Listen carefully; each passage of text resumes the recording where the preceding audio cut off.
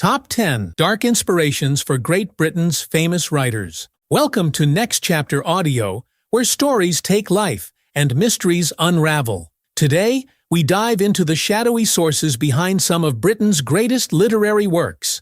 Monsters, ghosts, and eerie mansions. These aren't just figments of imagination, but are often rooted in real-life horrors and twisted histories. Brace yourself as we explore 10 chilling inspirations for literature's most haunting tales. Number 10. Frankenstein.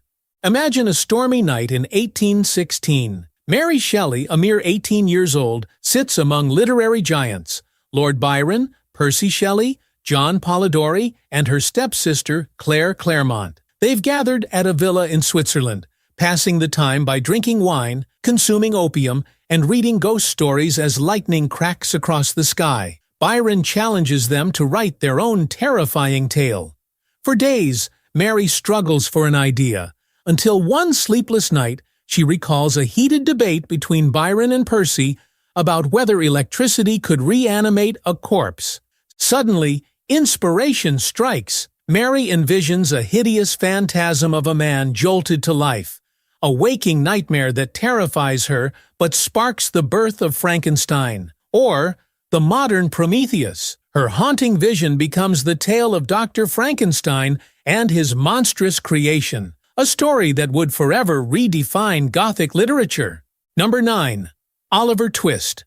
Charles Dickens vividly depicted the horrors of workhouses in Oliver Twist, and his portrayal wasn't purely fictional. A grim brick building, the Strand Union Workhouse, loomed just 100 yards from Dickens's childhood home.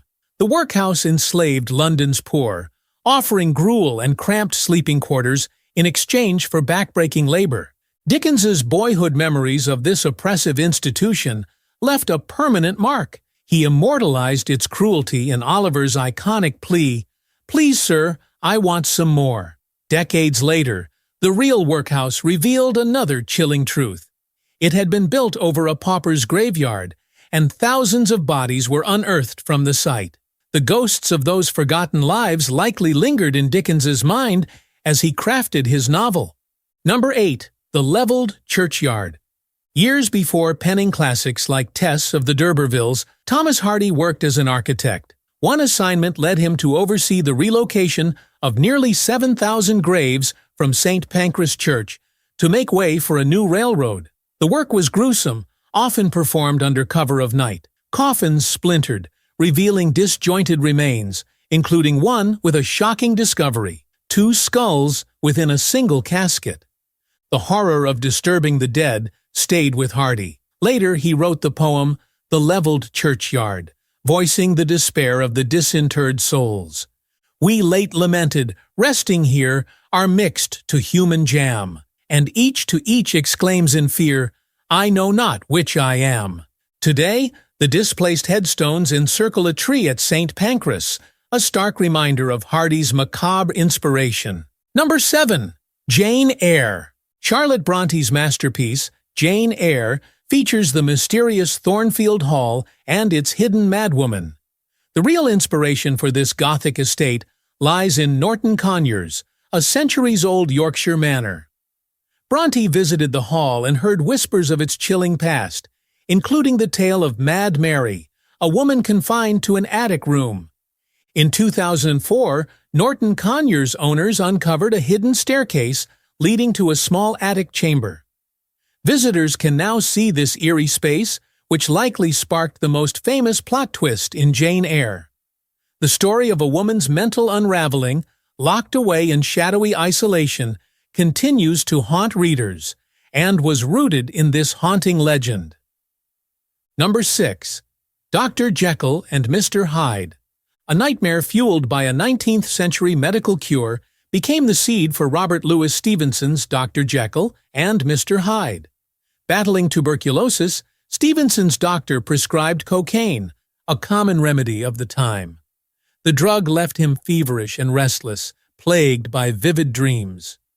One night, his wife awoke him from a particularly intense nightmare. Annoyed, Stevenson exclaimed, "Why did you wake me? I was dreaming a fine bogey tale." In just 3 days, he penned a 30,000-word draft about a respected doctor with a monstrous alter ego. His tale of duality and suppressed evil, inspired by his hallucinatory visions, became a defining work of Gothic horror. Number 5.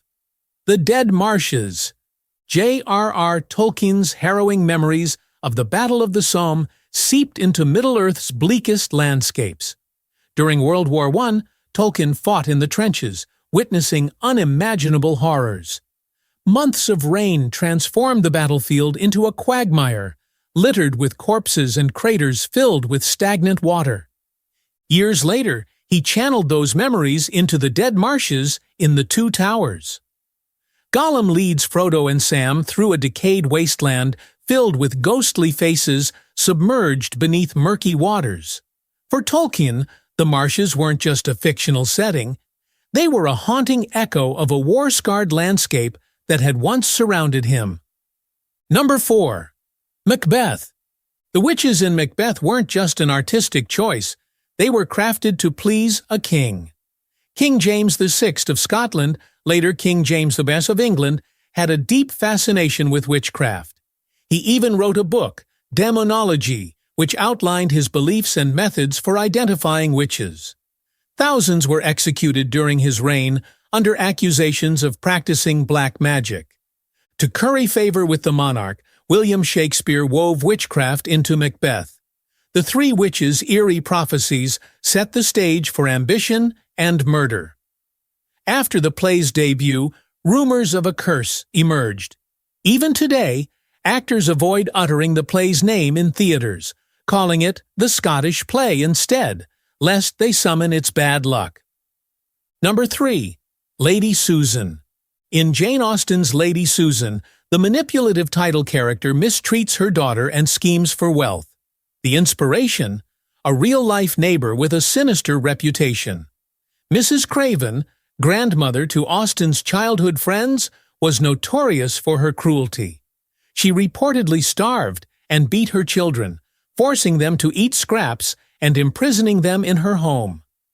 Austen likely heard tales of Mrs. Craven's tyranny, and her fictional Lady Susan echoes that same charm, masking malevolence.